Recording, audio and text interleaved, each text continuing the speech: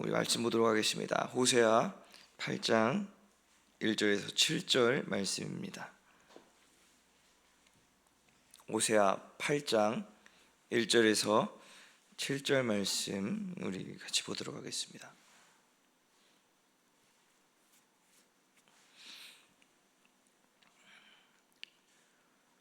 호세아 8장 1절에서 7절 말씀입니다. 우리가 한 목소리로 합독하도록 하겠습니다. 같이 읽겠습니다. 시작. 나팔을 내 입에 댈지어다.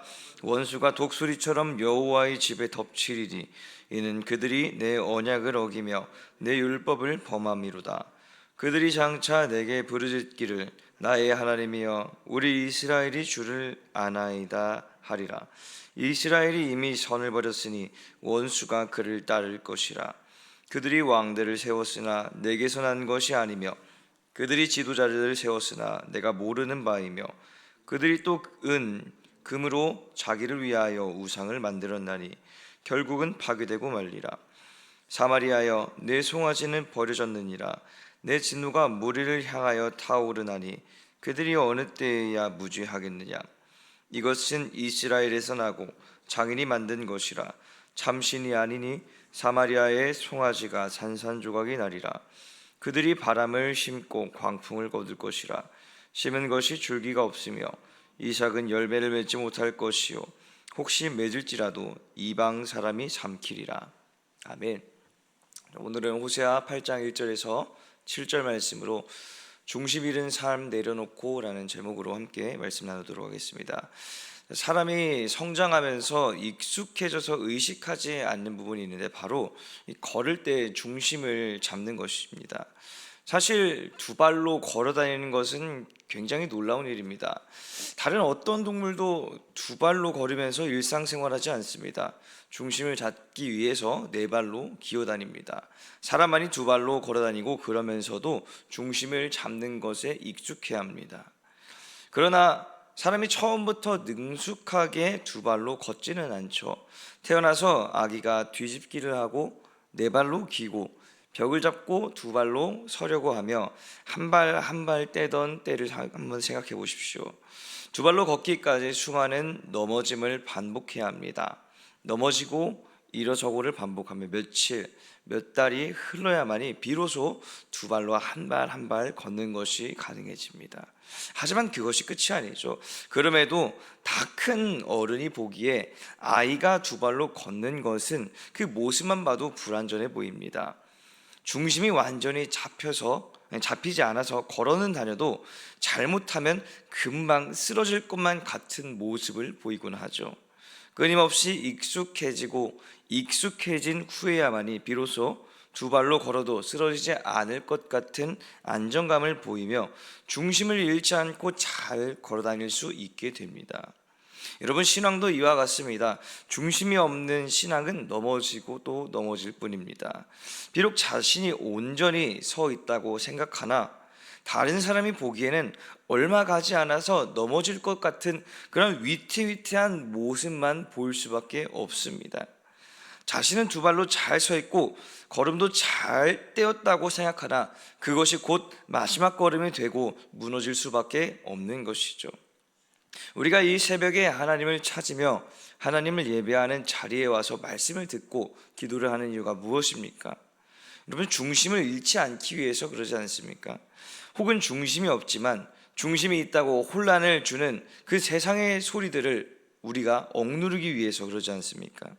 여러분, 우리는 온전한 예배자가 되어야 합니다. 우리는 날마다 중심을 바로 세우기 위해서 끊임없이 기도하고 중심을 유지하기 위해 하나님을 날마다 붙잡아야 합니다. 오늘도 저와 여러분의 신앙이 하나님을 바로 섬기며 위태위태한 신앙이 아닌 중심 있는 신앙이 되시기를 축복합니다. 예언자 호세아는 하나님의 말씀을 북이스라엘에게 전달한 하나님이 세운 선지자입니다. 그 내용을 보면 북이스라엘을 향한 하나님의 경고와 심판이 들어 있습니다.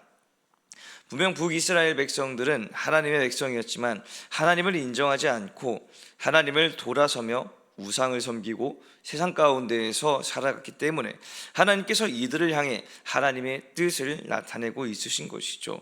우리 오늘 본문 1절 말씀을 한번 같이 보도록 하겠습니다. 본문 말씀 1절입니다. 우리 같이 읽겠습니다. 시작. 나팔을 내 입에 댈지어다. 원수가 독수리처럼 여호와의 집에 덮치리니 이는 그들이 내 언약을 어기며 내 율법을 범함이로다.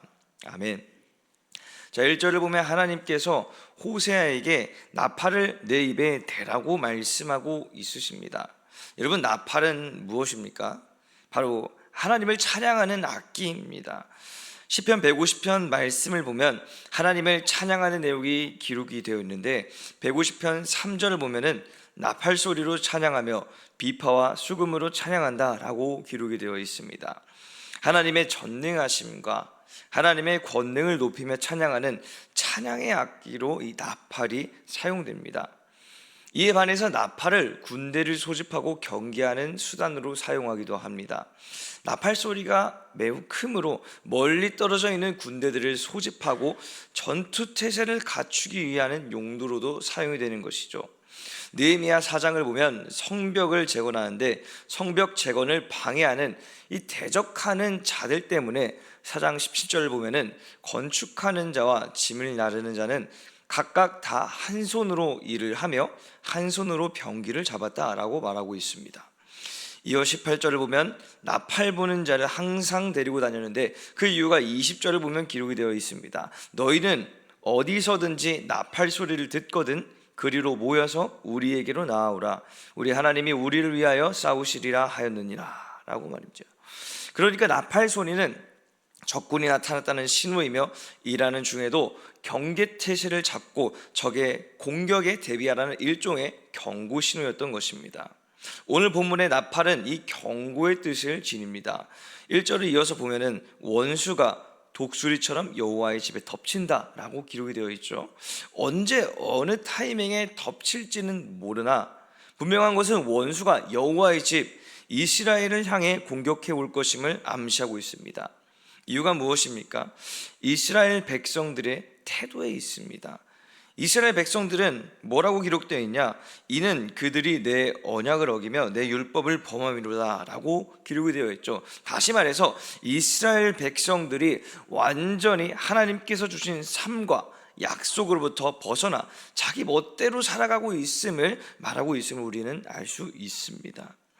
원수가 이스라엘 백성들을 덮쳤을 때 2절을 보면 그때서야 비로소 나의 하나님이여 우리가 주님을 압니다 라고 부르짖지만 3절을 보면은 그들의 부르짖음이 진실이 아닌 것을 알 수가 있습니다. 3절을 보면은 이스라엘이 이미 선을 버렸다라고 기록이 되어 있죠.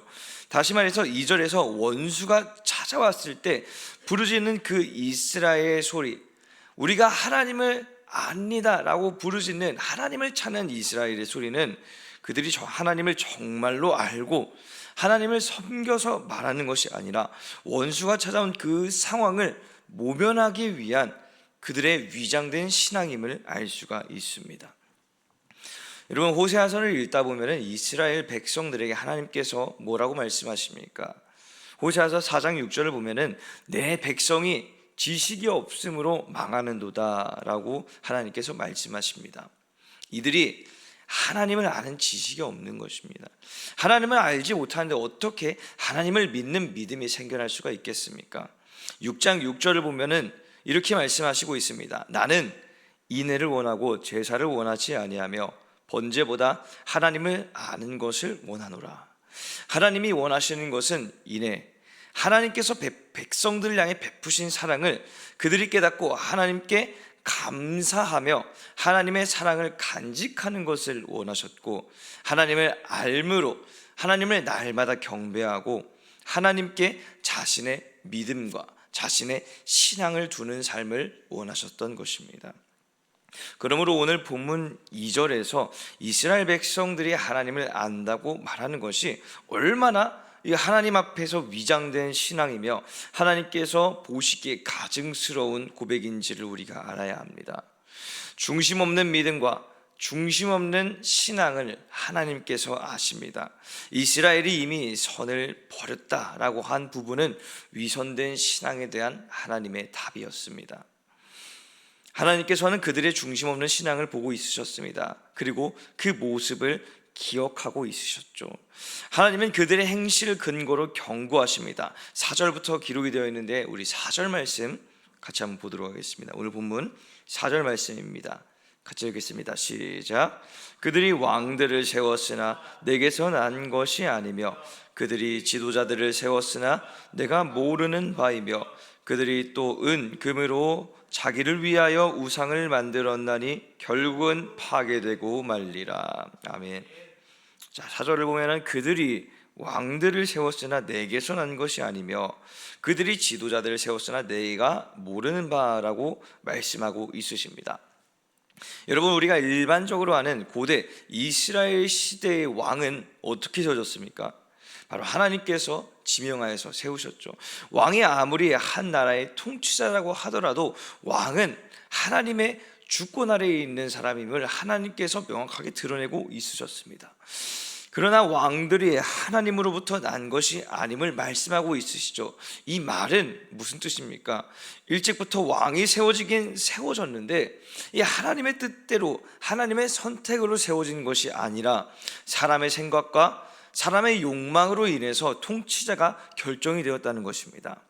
하나님께서 기뻐하시는 방향이 아니라 하나님과 반대되는 방향으로 세워졌다는 것이죠. 그 결과가 무엇입니까? 하나님을 버리고 은과 금으로 자기를 위하여 우상을 만들었다고 기록이 되어 있습니다. 여러분, 여기서 중요한 것이 자기를 위하여라고 써 있는 이 부분입니다. 하나님께 중심을 두는 자는 하나님을 위하여 사는 삶을 살아갑니다. 그러나 중심이 하나님으로부터 벗어나서 자신에게 있는 사람은 자신을 위하여 사는 삶을 살아갈 수밖에 없습니다. 여러분, 하나님께서 우리를 향하여 흔히 자유의지를 주셨다라고 많이들 들어보셨을 것입니다. 우리가 하나님의 결정대로만 따라가는 어떤 로봇과도 같은 인생이 아니라 스스로 생각하고 스스로 결정할 수 있도록 하나님께서 우리를 만드셨다라고 말이죠. 그러나 이 자유의지라는 말을 결코 사람 멋대로 결정할 수 있는 권한이 있다고 이해해서는 안 됩니다.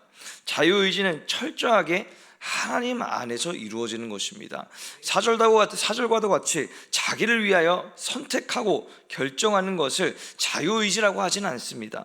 그리스도인인 우리들은 그러므로 하나님께서 우리에게 자유의지를 허락하신 것을 믿음으로 하나님의 나라와 하나님의 뜻 안에서 우리가 선택하고 결정하는 것, 이것을 우리는 자유의지라고 말하는 것이죠.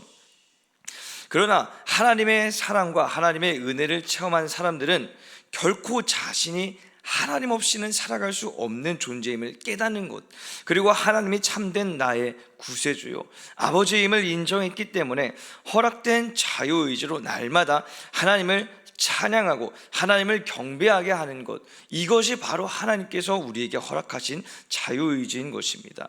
그러므로 흔히 말하는 이 자기를 위하여 사는 인생을 자유의지와 덧붙여서 설명해서는 안 되는 것입니다. 자기를 위하여 사는 인생은 하나님을 절대로 경배할 수 없게 됩니다. 하나님의 뜻과 하나님의 나라를 위하여서 그 마음 가운데 애통을 품고 있는 자들이 않기 때문이죠. 이들이 세운 우상들, 결국 자기를 위하여서 세운 것입니다. 이들이 세운 우상들은 결국 어떻게 됩니까? 파괴되고 맙니다. 사람이 사람을 위해서 만든 것은 언젠가 그 끝 가운데는 허무하게 무너지고 허무하게 파괴되는 인생만 존재할 뿐입니다. 그러므로 7절 말씀에 이렇게 기록이 되어 있죠. 우리 7절 말씀 같이 보도록 하겠습니다. 오늘 본문 7절 말씀입니다. 같이 읽겠습니다. 시작. 그들이 바람을 심고 광풍을 거둘 것이라. 심은 것이 줄기가 없으며 이삭은 열매를 맺지 못할 것이요 혹시 맺을지라도 이방 사람이 삼키리라. 아멘. 자, 7절 말씀은 이 표현은 달라도 다 같은 의미를 가진 말씀입니다. 바람을 심고 광풍을 거둘 것이며 심은 것이 줄기가 없으며 이삭은 열매를 맺지 못하며 맺은 것이 있어도 이방 사람이 삼킨다라고 했습니다.